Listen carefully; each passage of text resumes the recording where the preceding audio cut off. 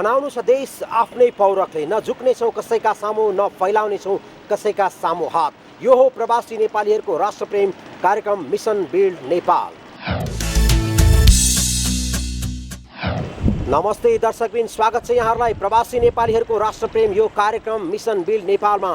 म तपाईँहरूको साथ छु राजेन्द्र भट्ट नेपाली। यतिखेर पनि हामी यो कार्यक्रमको लागि यो भग्नावशेषमा आइपुगेका छौँ। यहाँलाई अवगत नै होला, यो काठमाडौँको मुटु थापथली स्थित मन्दिर हो। गएको भूकम्पले यो मन्दिरलाई पुरै रूपमा ध्वस्त बनाइदियो। तपाईँले देख्न सक्नुहुन्छ मेरो अगाडि र पछाडिका यी भत्किएका दृश्यहरू। हामी यहाँलाई निरन्तर यही भूकम्पले दिएको चोट अनि त्यसबाट निक्लिने उपाय अनि भूकम्प पीडितहरूले भोगिरहेका पीडाहरूमा केन्द्रित गराइरहेका छौँ यो कार्यक्रममा। गत हप्ता हामीले कीर्तिपुरको रिपोर्टलाई प्रस्तुत गरेका थियौँ कि भूकम्प पीडितहरूले अहिले 8 महिना बितिसक्दा पनि कुनै राहत नपाएको बारेमा। आज हामी तपाईँहरूलाई लैजानेछौँ मुर्कु बन्ज्याङ, जहाँ अहिले पनि भूकम्प पीडितहरूले केही राहत पाएका छैनन्। यति भताभुङ्ग र यति अस्तव्यस्त छ त्यहाँको अवस्था अबको यो रिपोर्टमा। यो काठमाडौँ जिल्लाकै तारकेश्वर नगरपालिका 8 ठुला गाउँ हो। 30 घर दूरी रहेको यस गाउँमा भूकम्पमा परि 30 घर नै पूर्ण रूपमा ध्वस्त भए। 9 जनाको मृत्यु पनि भयो। भूकम्पमा केही चौपाया पुरियो। भूकम्प गएको 8 महिना बित्न लाग्दा पनि यहाँका भूकम्प पीडितहरूको अवस्था अझै कष्टकर छ। जस्ताको टहरामा बसेका छन् भूकम्प पीडितहरू। गर्मी वर्षा जेन तेन काटेका उनीहरू जाडोमा कष्टकर जीवन गुजार्न बाध्य छन्। सरकारले पुनर्स्थापनालाई पहिलो प्राथमिकता दिई भूकम्प पीडितलाई राहत कार्यक्रम अन्तर्गत काम गरी खाने वातावरण बनाइदिए राम्रो हुने ठुला गाउँका भूपू उपाध्यक्ष अर्जुन प्रसाद फुयालको भनाइ छ।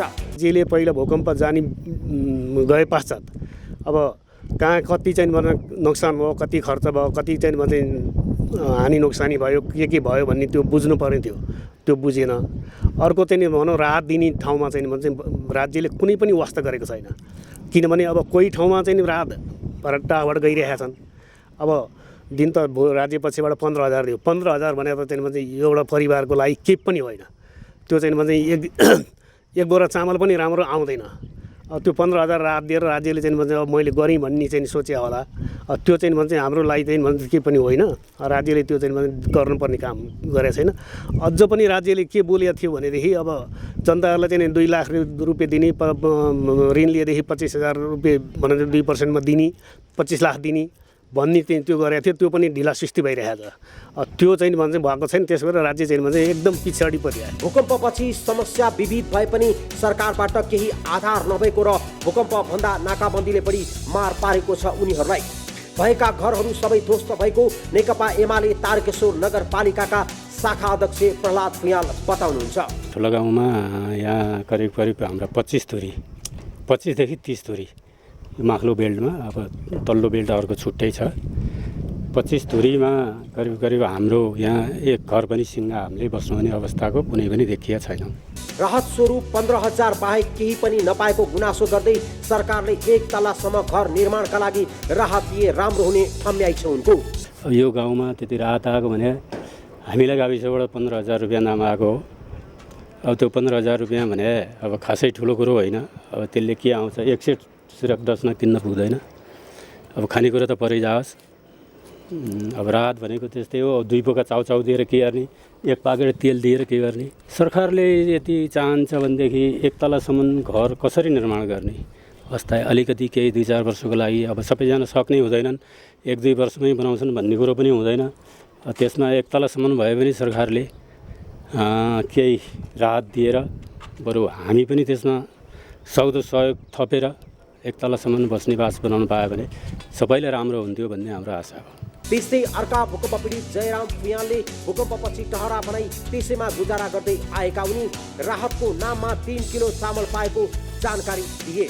हामीहरूलाई राहतको नाउँमा त त्यही हो। अब सरकार पक्षबाट हामीलाई कुनै राहत भन्ने हामीले भेटिएन। हेर्नुहोस्, भेटियो कसरी भेटियो भने 3 किलो तपाईँको चामल भेटियो। त्यति हो राहत सरकार पक्षबाट आएको। बरु अरू संस्थाबाट अलिअलि गरेर हामीलाई त्यो सालाखाला तपाईँको एउटा परिवारलाई त्यही 15 किलो जति चामल राहतको रूपमा आएको भने त्यति हो। खुला आकाशमा धेरै दिन बिताएका छन् पीडितहरू। सरकारले एउटा पाल पनि दिन नसकेको गुनासो छ।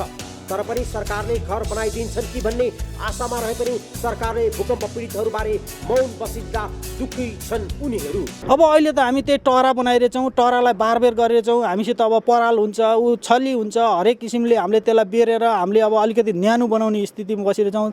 तर हामी भयो नि हाम्रो ढुङ्गा माटाका घर भए पनि हामी अलिकति के भने भित्र बस्दाखेरि न्यानो हिसाबले बनाएर हामी बसेका थियौँ। अहिले हामीलाई त्यो न्यानो हामीलाई छैन, किनभने मनमा शान्ति पनि छैन। दोस्रो अब न्यानो हुने त चान्सै भएन। अब टरामा अब शीत पर्छ, शीतै भित्र चुइन्छ, तपाईँको पानी पर्छ, पानी नै भित्र जान्छ।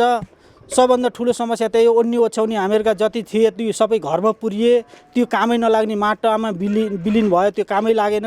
भूकम्पबाट प्रभावित उनीहरू अहिले भारतको नाकाबन्दीका कारण किनेर खान नसक्ने अवस्था आएको बताउँछन्।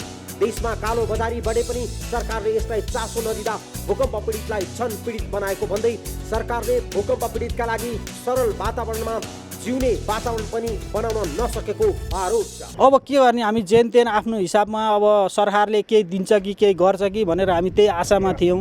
सरकारले अहिलेसम्म केही गर्न सकेको छैन। सरकार नै अहिले मौन छ। सरकार आफ्नै उसमा सत्ता गिराउने, सत्ता गर्ने, त्यही सत्ताको उसमा मात्रै लागेको छ।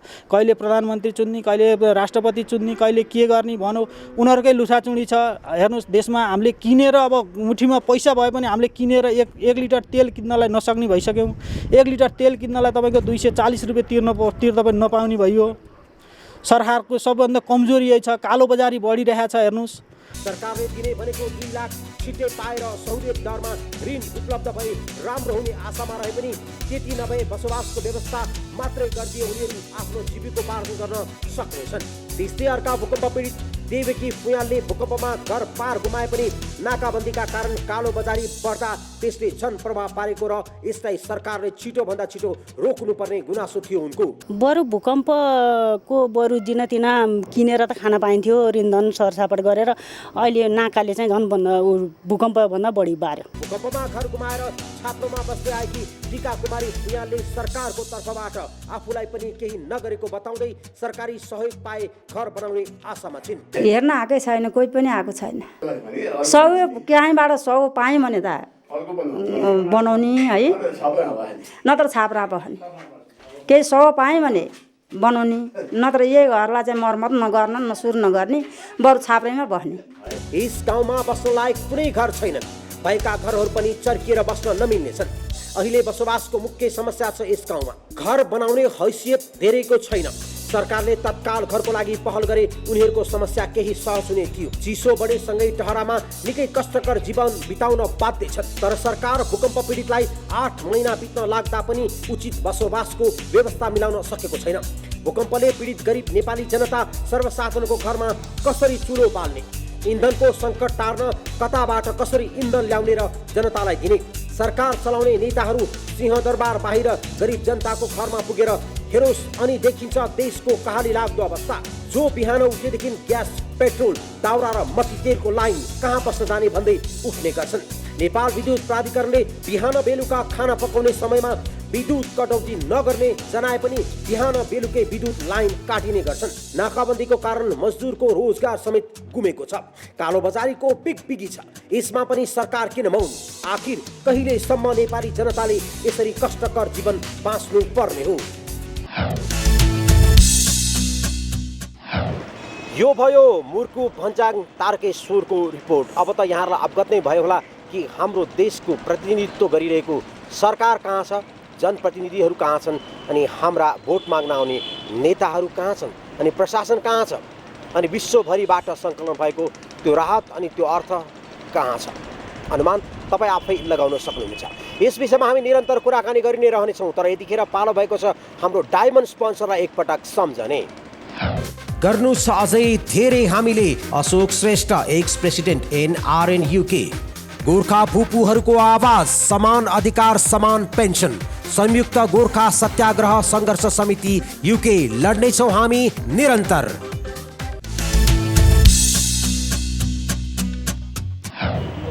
यहाँहरूलाई फेरि पनि स्वागत छ यो सानो विश्रामपछि। हामी कुराकानी गरिरहेका छौँ भूकम्प पीडित अनि भूकम्पले बनाएको क्षत विक्षत अवस्थाको बारेमा।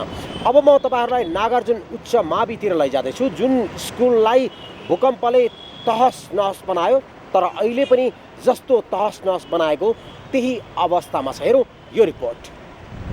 काठमाडौँकै नागार्जुन ठुला गाउँ उच्च मावि तारकेश्वर जितपुर फेदी गत वैशाखमा गएको महाभूकम्पले क्षतिग्रस्त बनायो। विनाशकारी भूकम्पले झन्डै 2 करोड रुपियाँ बढीको भौतिक संरचना ध्वस्त पार्यो। विक्रम सम्वत 2042 सालमा स्थापना भएका यस स्कुलमा हाल 400 विद्यार्थीहरू अध्ययनरत छन् भने 17 जना शिक्षकहरू छन्। अहिले विभिन्न सङ्घ संस्थाको सहयोगमा जस्ताको कोठा बनाई कक्षा सञ्चालन भइरहेका छन्। विद्यालयका प्राचार्य अर्जुन फुयालले विद्यालयसँग आफ्नै स्रोत नभएको र विभिन्न डोनर एनजिओलाई स्कुल पुनर्निर्माणका लागि खोज्ने जानकारी दिनुभयो।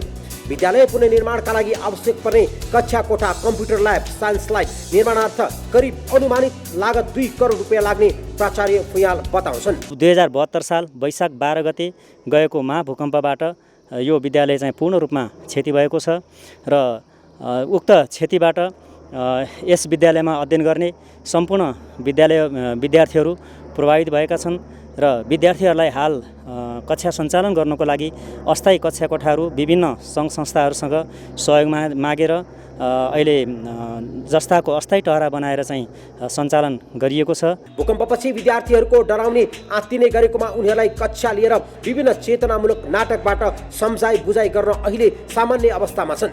केही संस्थाबाट जस्ता स्टेसनरी सामान पाए पनि अरू सहयोग पाएको छैन।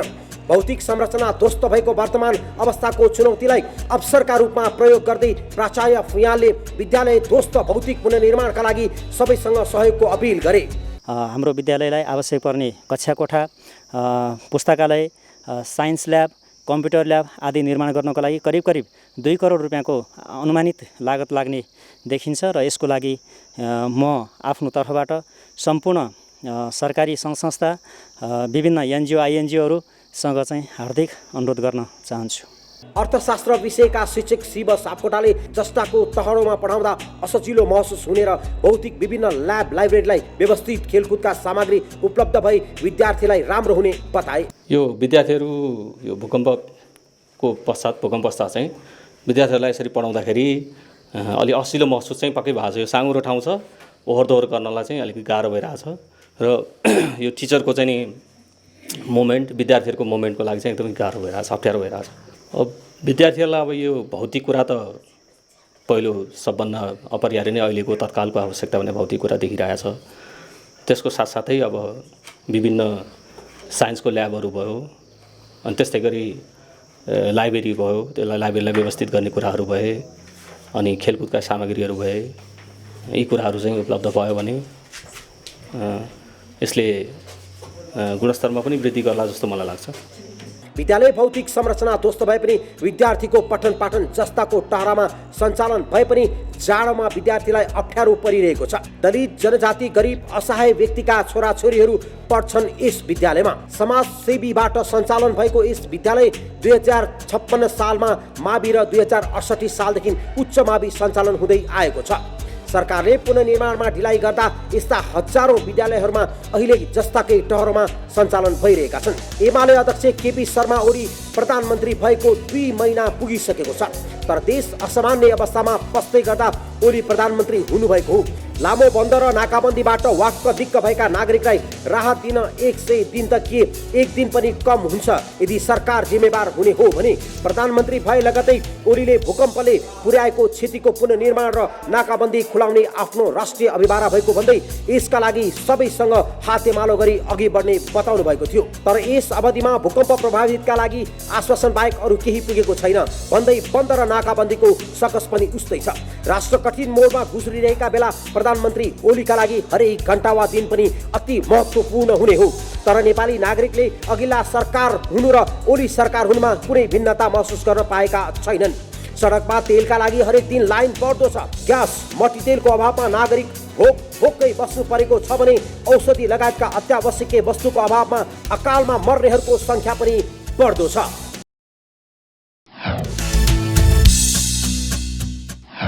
यो भयो नागार्जुन उच्च मावि विद्यालयको अवस्थाको बारेमा। यतिखेर फेरि पनि पालो भएको छ हाम्रो गोल्डन स्पोन्सरलाई एकपटक फेरि सम्झने। Your building counts. YBC Cleaning Service Aldershot. The gorgeous traditional Indian dish Everest Lounge. Fine Indian food. Holy cow. The real taste of India. Nepali खाना नेपाली गौरव. Monty's Nepalese cuisine. West Ealing London. तमु संस्कृति तमु परम्परा. गर्व गर्छौं हामी तमुदी UK. हामी गर्व गर्छौं हाम्रो कला हाम्रो संस्कृति. तामाङ समाज UK. Home to authentic Nepalese and Indian cuisine. The Momo House Alpatan. बहादुरहरूको बहादुरी गोर्खा सेक्युरिटी सर्भिसेस. हामीलाई माया छ हाम्रो गाउँको तेह्रथुम समाज UK. Powering your needs G energy आफ्नै भाषामा सेवा लियो. पहिलो पटक बेलायतमा नेपालीबाट सञ्चालित ग्यास र बिजुलीको लागि कम्प्लिट लिगल सोलुसन स्याम सोलिसिटर. सम्पूर्ण नेपाली दाजुभाइ दिदीबहिनीहरू मलाई थाहा छ व्यक्तिगत रूपमा र विभिन्न सामाजिक सङ्घ संस्थाहरूले नेपाल हाम्रो देश विपत्तिमा परेको अवस्थामा तपाईहरू आर्थिक सङ्कलन गरिराख्नु भएको छ. त्यो आर्थिक सङ्कलन तपाईँ आफै गएर नेपालमा केही गर्न खोज्नुभयो केही गर्नुभयो भनेदेखि त्यसको परिणाम नगण्य हुन सक्छ. त्यसैले म यहाँहरू सबैलाई के अनुरोध गर्न चाहन्छु भने हामी सबै मिलेर एकबद्ध भएर काम गरौँ, नेपालमा केही गरौँ. त्यो सङ्कलन गरेको अर्थले त्यसको परिणाम धेरै ठुलो हुनेछ, धेरै विशाल हुनेछ, त्यो देखिने हुनेछ, त्यो इम्प्याक्टेबल हुनेछ. त्यसबाट हामी गर्व गर्नेछौँ र हामी चाहिँ हाम्रो देश विपत्तिमा परेको देशलाई केही सहयोग गर्न सकेर हामी धेरै गर्व गर्नेछौँ. हाम्रो देशले हामीबाट ठुलो आशा लिएको छ. त्यो आशा हामीले केही मात्रामा पुरा गर्न सक्नेछौँ. हामी नेपाली, हाम्रो नेपाल. समृद्ध नेपालको लागि एन आर्यन का साथ गोर्खा च्यानल.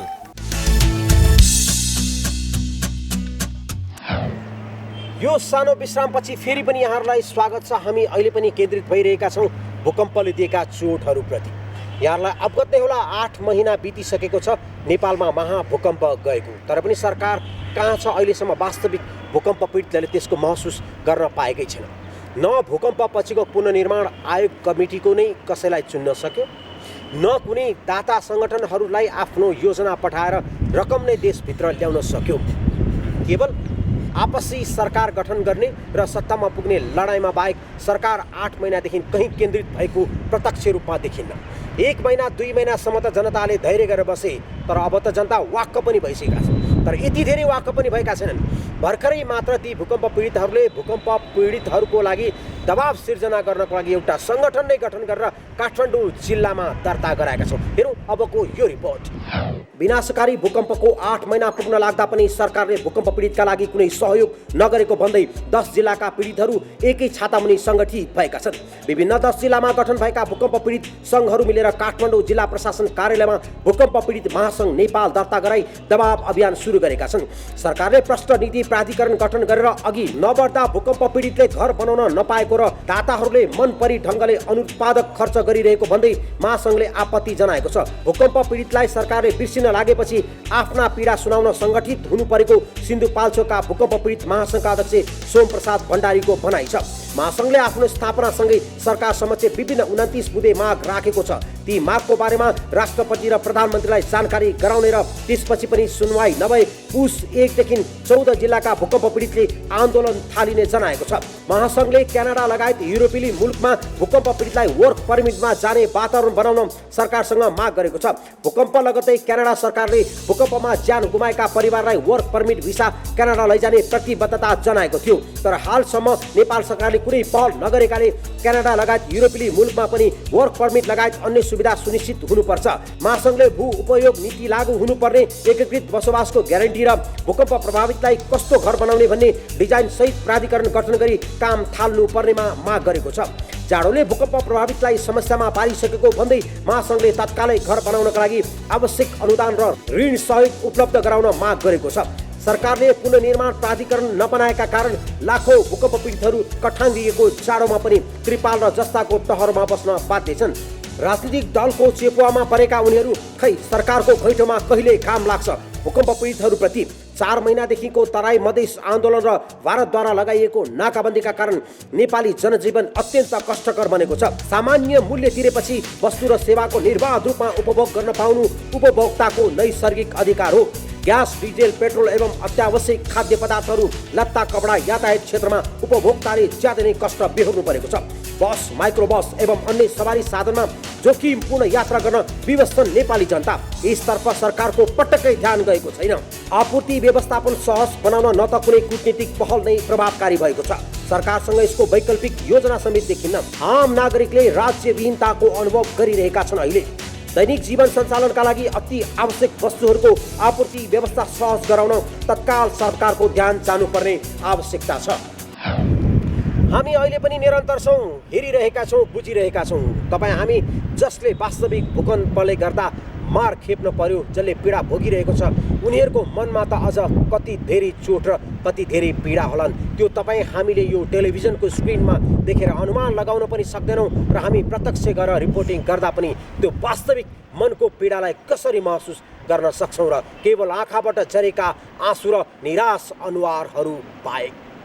देशको प्रशासन, देशको सत्ता यति कमजोर भइसक्यो कि पीडितहरूले आफैलाई सहयोग चाहियो भनेर दबाव सिर्जना गर्नको लागि सङ्गठन नै गठन गर्न पर्ने अवस्था आयो। अब भन्नुहोस्, यहाँ तपाईँ के आश राख्न सक्नुहुन्छ? तपाईँ हामीले नै चुनावमा जिताएर पठाएका हाम्रा प्रतिनिधिहरू होइनन् र? उहाँहरू आफै त्यहाँ पुग्नु भएको त होइन नि, तपाईँले पठाउनु भयो, मैले पठाएँ, तर त्यसको जवाफ कति इमान्दारितापूर्वक उहाँहरूले पुरा गरिरहनु भएको छ, यसलाई निहाल्दै गर्नुहोला। अब म यतिखेर फेरि पनि तपाईँसँग एउटा सानो ब्रेक माग्न चाहन्छु, हाम्रो सिल्भर स्पोन्सरलाई एकपटक सम्झनको लागि।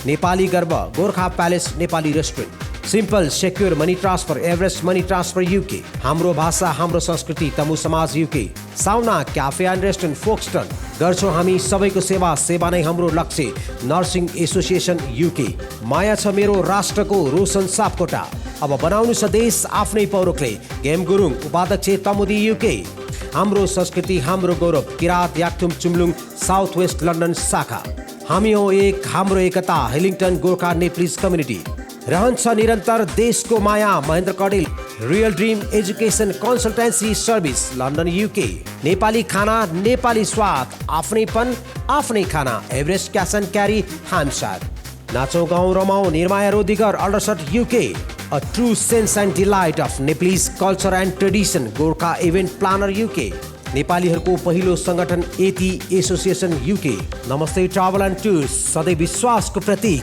हामी गर्छौँ गरिरहन्छौँ, हामीलाई माया छ, 4 भन्जाङ तमु समाज UK, सधैँ राम्रो दरभावका लागि Gorkha agency limited plum state UK, आफ्नोपन आफ्नै स्वाद गोर्खा सेफ न्युबरी, तपाईँको हिसाब किताब हाम्रो जिम्मेवारी, Asmita and associates, charter certified accountants GNS associates, हाम्रो कपिल वस्तु हाम्रो गौरव, Kapilvastu Samaj UK, love animals eat vegetables, क्रिस फुड।